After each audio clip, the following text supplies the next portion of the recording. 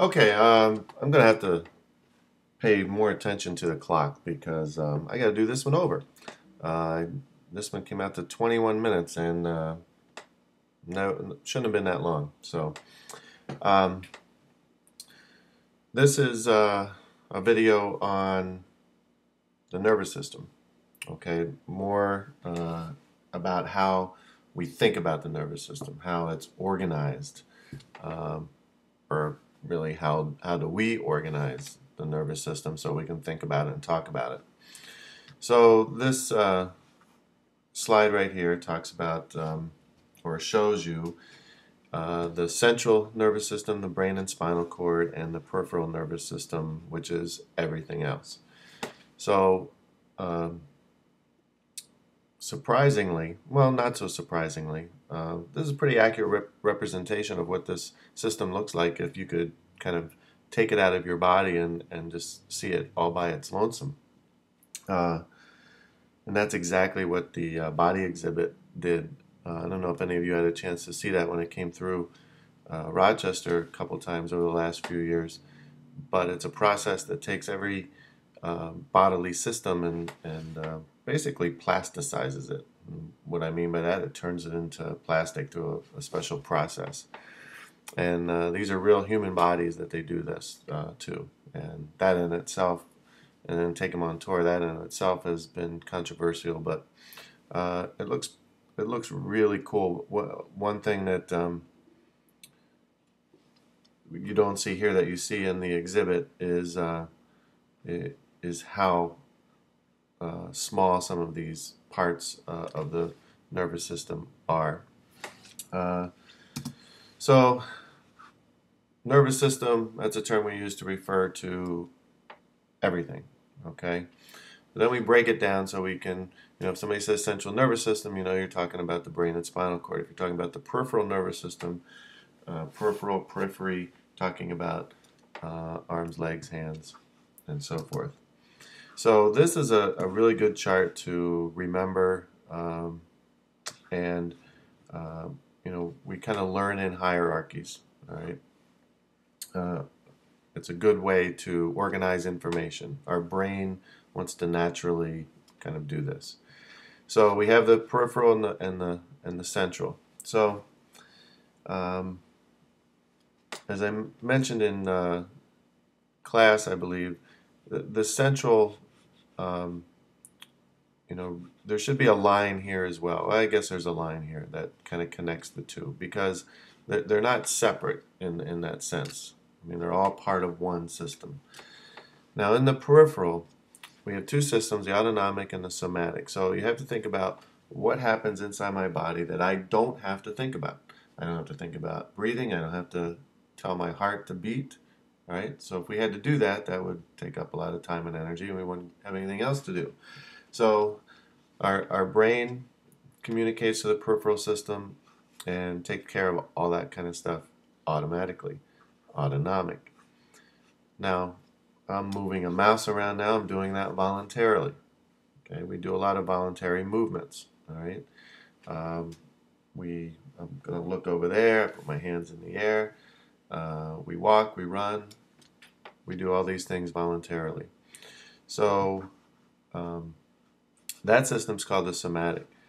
Okay, but now getting back to the autonomic, where we have this system where we don't have to think about it necessarily. Now we can think about it. We can try to lower our breathing rate and our heart rate, and there is some voluntary control over these organs that we can attempt. But for the most part, everything is going along pretty smoothly automatically. So we're usually in one or two states, okay, or in transition between the two states of a sympathetic state, a stress response, and a calming state, parasympathetic. So again, this happens automatically if we are faced with some stress, an emergency. Our bodies respond automatically based on what we're perceiving in front of us. Uh, um, and when we're not faced with an emergency, then our body calms down on its own too. We don't have to kind of tell it necessarily. All right, so little memory trick here that I think about every time I see the word parasympathetic is this R means resting. Okay, very simple. All right, kinds of neurons. I'm going to skip this slide.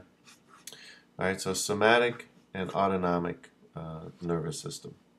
All right, voluntary, uh, involuntary. All right, so when in some parts of our body there's neurons that their axons get all kind of wound up together. So this is a cable, okay? Not unlike cables of wires that run through your house. So we have a cable and there's wires, and once they get to a certain point, they go different places. So same kind of thing. We have a cable coming down the arm, and then once it gets to a certain point, maybe spread out into the hand. Okay, so that's when we say a nerve, what we're talking about is cables of axons. All right, so we did that already. All right, now the autonomic nervous system, the automatic system, this is a good picture here of these two systems and what is involved. And if you think about these things logically, it seems to make sense. So this side is the sympathetic nervous system. In psychology, we also refer to this when these things are happening, when this side is engaged, when the sympathetic system is engaged, that's a stress response. Right? So when you don't have to be faced with an emergency, you don't have to be being chased by anything or whatever.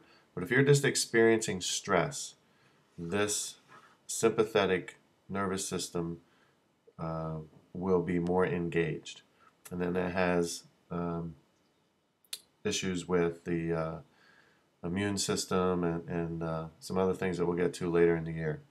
So if you think about responding to an emergency, or you're facing something, you go to the bank and it's being robbed, or whatever it might be, you're getting yelled at in public, whatever. So first thing that happens, well, not the first thing necessarily, all these things are happening simultaneously.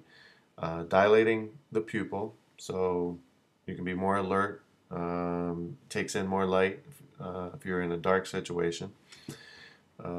The heartbeat accelerates. I'm going to skip over the stomach for a second. The liver releases glucose, so that which is sugar, and so that gives us energy as it goes through the bloodstream. And our adrenal gland releases epinephrine, norepinephrine, or adrenaline, as it's also called. The bladder relaxes, and in a sexual situation, it would also stimulate ejaculation in males. So let me go back to the stomach here. So basically everything getting bigger, increasing, sugar increasing, heartbeat increasing, epinephrine. The one thing that when you need to exert a lot of energy, whether it's stress, an emergency, or just a situation that calls for it, you don't want to be digesting food. That is counterproductive to all the energy needs of the body. So the stomach slows down, okay, inhibits digestion. So then when we're resting, all the opposite things happen. So one thing that happens then when we're resting is, okay, now you can digest that food that you ate an hour ago, okay? So that's the fight or flight. Okay, there was some confusion about neural networks and how they work in class. So I'm going to explain this again in pretty much the same way. So if you get it, you get it. Let's skip over this part. The neural networks are, you can think of it as the right combination of neurons that are firing in order that fire in response to um,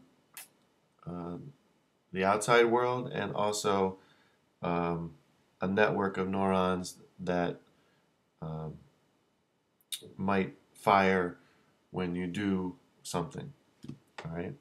So if I repeatedly, um, if in terms of inputs, if I'm learning how to play the guitar and I'm repeatedly looking at sheet music or tablature, or and I'm listening to guitar and um, getting feedback from an instructor, all these things activate a certain network of neurons. Then as I practice, okay, in terms of maybe where I put my fingers to make chords, how I strum, uh, timing, rhythm, all those kind of things activate a certain network of neurons.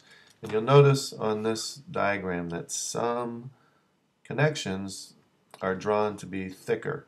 All right, you might have overlooked that.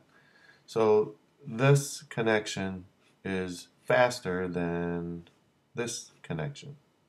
Okay, so what we want to do to strengthen responses is to practice them. All right, so to repeat something, to think about something, to manipulate information, all these things will strengthen these systems.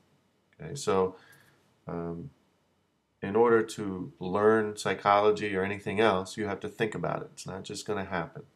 Right? Reading is just one part about it.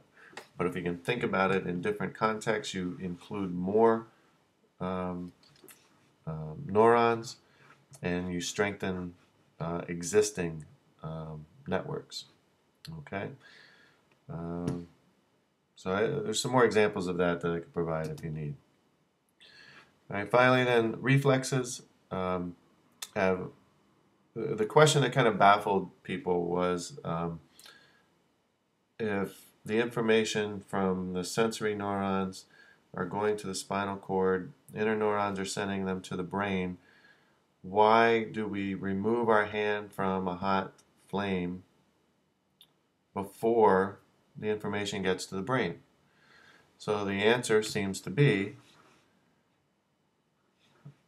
in the spinal cord, that there is a reflexive action, that the spinal cord somehow recognizes pain, and as the hot flame sends that message to the spinal cord and then on to the brain, at the same time, um, information's out to the motor neuron to pull that finger away.